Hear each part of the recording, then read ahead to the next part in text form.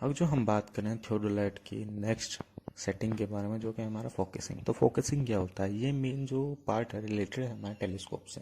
जैसे कि हम जानते हैं कि टेलीस्कोप में दो पीस होते हैं, एक होता है ऑब्जेक्टिव पीस, दूसरा होता है आई पीस। तो इसमें दो प्रकार का फोकस होता है। पहला होता है कि जो हम रीडिंग बन रहे हैं उसके लिए हमारे पास हेयर होते हैं, जिसके थ्रू हम पता करते हैं कि अपर हेयर, मिडिल हेयर है या बॉटम हेयर। तीन हेयर होते हैं, जैसे कि आपको फिगर में दिख रहा होगा राउंड वाले सर्कल के अंदर। तो पहला फोकसिंग तो हमें इसलिए होता है कि जो हमारे हेयर है वो विजिबल रहे। तो इसको कैसे करते हैं? इसके लिए बहुत सिंपल प्रोसेस है कि हम एक वाइट पेपर लेते हैं और उसको हम थियोडोलाइट ऑटो लेवल के सामने रखते हैं और आई पीस के स्क्रू को अप या डाउन या रोटेट करके उसको फोकस करते हैं जब तक हमें तीनों हेयर विजिबल हो जाए। और जो दूसरा फोकस होता है वो होता है हमारा ऑब्जेक्ट की तरफ, यानी कि जिसकी हमें रीडिंग लेनी है, जो कि है हमारा मैट्रिक स्टाफ। तो दूसरा करते हैं हम उसकी तरफ फोकस करते हैं, तो हम अपने थियोडोलाइट ऑटो लेवल को सीधा रोटेट करते हैं और उसको फोकस करते हैं। तो यही हमारा जो फोर्थ प्रोसेस है, ये फोकसिंग।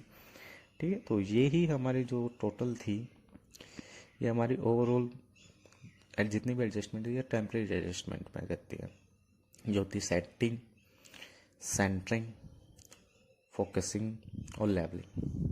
और जब हम सेटिंग को हटा भी दें तो सेंटरिंग, फोकसिंग और लेवलिंग हमारे तीनों मेन इंपॉर्टेंट टेम्परेरी एडजस्टमेंट है। और अगर जो हम आगे बात करें कि परमानेंट एडजस्टमेंट क्या होती है, तो परमानेंट एडजस्टमेंट कोई ऐसी एडजस्टमेंट नहीं होती जो हम बार बार करें।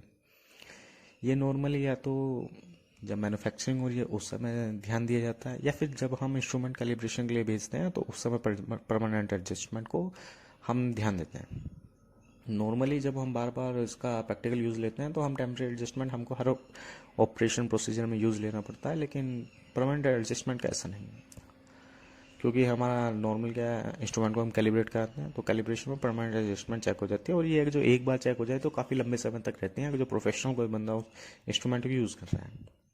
तो इसमें क्या है, इसमें कुछ रिलेशन है, कुछ एक्सिस है, जो हॉरिजॉन्टल एक्सिस है, वर्टिकल एक्सिस है, उनका क्या रिलेशन है, क्या इक्वल पे होना चाहिए, क्या कितने एंगल में होना चाहिए। अगर जो कोई परफेक्ट हॉरिजॉन्टल है तो वर्टिकल सर्कल के साथ उसका जो एक्सिस ऑफ कोलिमेशन है उसका क्या एंगल है। तो यही कुछ रिलेशन है। उसमें जो मेन पॉइंट आउट है वो यहाँ किए गए हैं, जैसे कि वर्टिकल एक्सिस का एडजस्टमेंट, एक्सिस प्लेट का एडजस्टमेंट, टेलीस्कोप का adjustment, line of collimation, horizontal, इस करके ये करके कुछ 6 पॉइंट आउट किए गए हैं। आगे जाके हम एक एक करके इसको बात करेंगे। मैं आपको फिगर भी दिखाऊंगा, लाइन डायग्राम होगा जिसमें आपको समझने में थोड़ा आसानी होगी। तो अगर जो हम बात करें कि डेफिनेशन की या कुछ एडजस्टमेंट क्या होती हैं, तो इसमें बेसिकली थोड़ा पॉइंट आउट कर दिया, जैसे कि adjustment of horizontal plate level. तो उसकी डेफिनेशन कहती है कि the axis of plate level must be perpendicular to the vertical axis. अब ये क्या है ना, ये हम इस फिगर से देखते हैं। जैसे कि अब ये एक लाइन डायग्राम है, ये जो हमारा एक थियोडोलाइट होता है उसका लाइन डायग्राम। अगर जो आप देखेंगे इसमें हॉरिजॉन्टल जो प्लेट है, ठीक है, और जो वर्टिकल है, हॉरिजॉन्टल एक्सिस और जो वर्टिकल सर्कल है उसके बीच 90 डिग्री का एंगल है। वर्टिकल की जो हम बात करें, हॉरिजॉन्टल एंगल की बात करें, एक दूसरे को कट भी कर रहे हैं ये। इसमें हमको दिख भी रहा है कहाँ पे कितने डिग्री का एंगल बन रहा है, कौन सा कहाँ पे है, कौन सा हॉरिजॉन्टल सेंटर है, कौन सा वर्टिकल सेंटर है, कौन सा आई पीस है।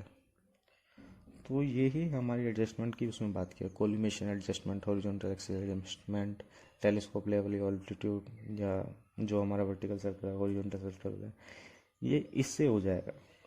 ये क्या है, मैन्युफैक्चरिंग या कैलिब्रेशन के यूज़ होता है। तो इतना कुछ है नहीं, आप डेफिनेशन याद कर लीजिए, आपके लिए बहुत है। और उसके बाद भी अगर कोई दिक्कत आती है कि क्या होता है क्या नहीं होता है, तो उसके लिए अलग से आपको नोट्स मिलेंगे, जिसमें कि परमानेंट एडजस्टमेंट क्या होती हैं, उनको कैसे फाइंड आउट किया जा सके और उनको रेक्टिफाई भी कैसे कर सकें, उसके लिए मैं नोट्स लगा दूंगा। उसके लिए एक अलग से वीडियो भी बनाऊंगा।